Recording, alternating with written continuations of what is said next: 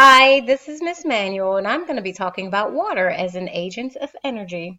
And right now I have the flu, so it's really good that I'm not talking to you in person and spreading my germs. All right, so water as an energy agent. What is so special about water? Well, I'm going to do a quick demonstration for you that I did in my kitchen sink using a water balloon. One balloon will be filled with air and the other will be filled with water. And then I'm going to add a heat source. In this case, I used a big lighter. So think about what you think will happen and why before I play this video.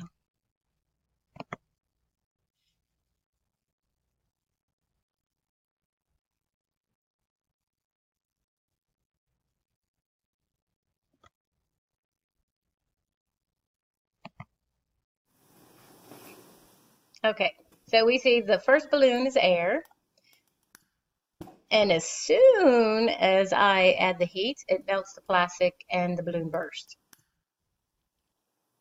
When I add heat to the balloon with water, it does not burst. And as a matter of fact, I had the heat, the lighter on for quite a while, and it did not burst. So what does that mean for water? What's absorbing all of that heat? Obviously, there's something going on.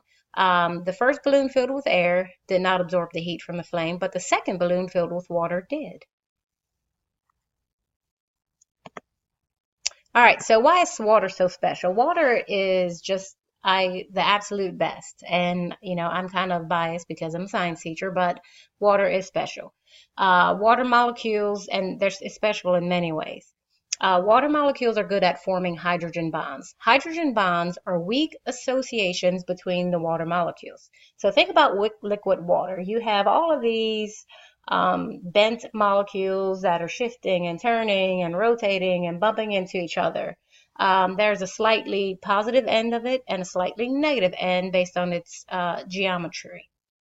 Those extra non-paired up electrons in the outer shell of that oxygen atom are actually what forms the negative end. And then you have the positive end of the molecule where the hydrogens are. So as they move and rotate past each other, they are kind of sticking to one another. And it takes a lot of energy to unstick that. So water also has a high specific heat capacity.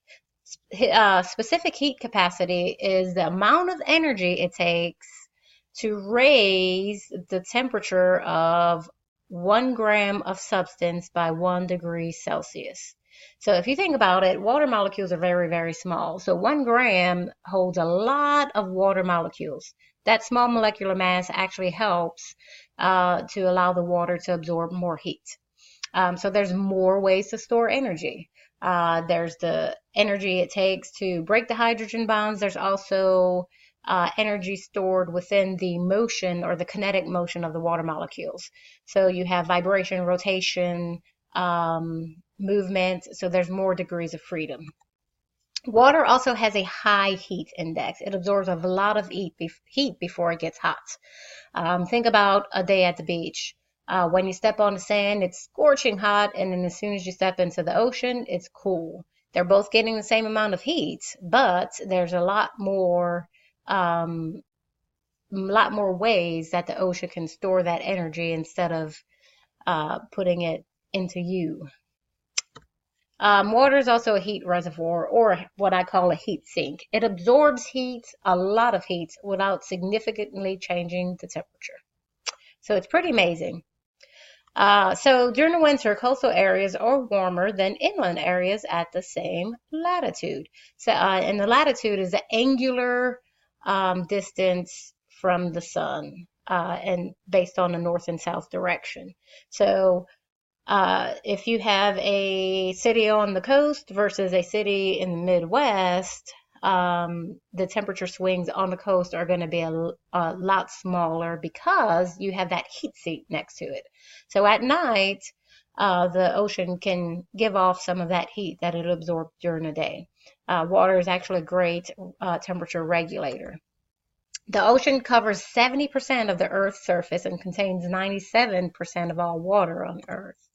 It absorbs excess heat from the atmosphere, and it is part of what we call the Great Ocean Conveyor Belt.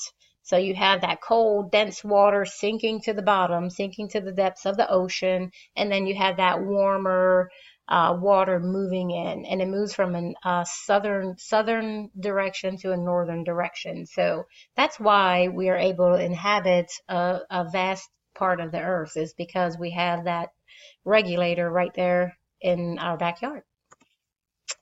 All right, so definitions real quick. So hydrogen bonds, weak associations between partially negative and partially positive ends of the molecule. Specific heat capacity, the amount of heat needed to raise the temperature of 1 gram of substance by 1 degree Celsius. Heat index, the amount of heat absorbed by a substance before it gets hot. And heat reservoir, a sink and source of thermal energy that essentially stays the same temperature. So just keep those definitions in mind. And I want to show you something in latitude. We've already talked about latitude, the angular distance of a place north or south from the Earth's equator. So more reasons to love water, H2O as I call it. But I want to show you something, because I want you to go beyond the oceans. I want you to think about water in its various uses. And here's a little snippet about wetsuits.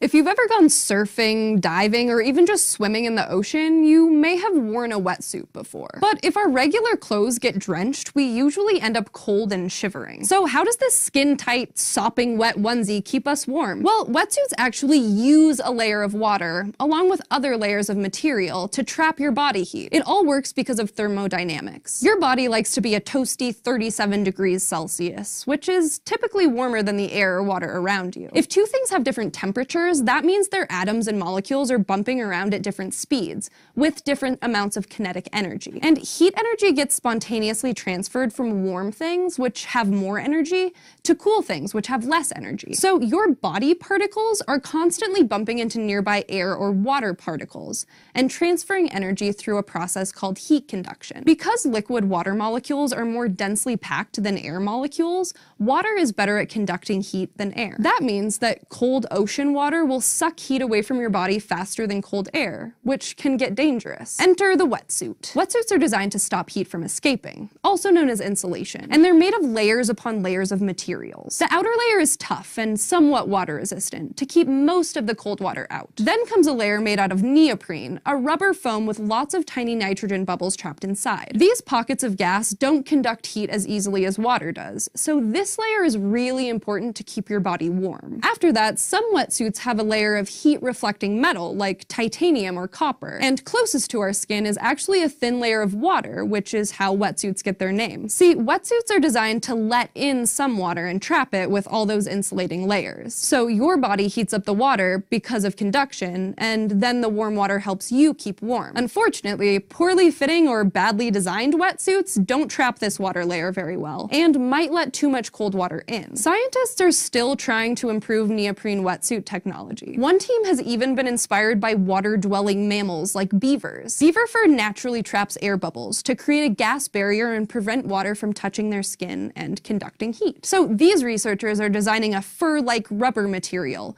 experimenting with the density and length of the hairs to trap air most efficiently. Who knows, in the future you might just spot a surfer sporting the latest animal-inspired wetsuit fashion. Thanks for asking, and thanks especially to all of our patrons on Patreon who keep these answers coming.